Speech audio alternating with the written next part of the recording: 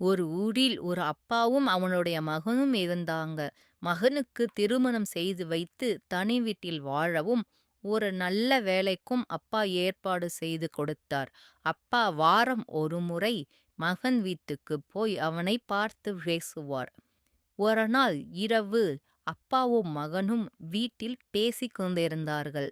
அப்போது மகன் கேட்டான், அப்பா, நீங்கள் எப்படி இவ்வளவு பணம் சேமிச்சீங்க?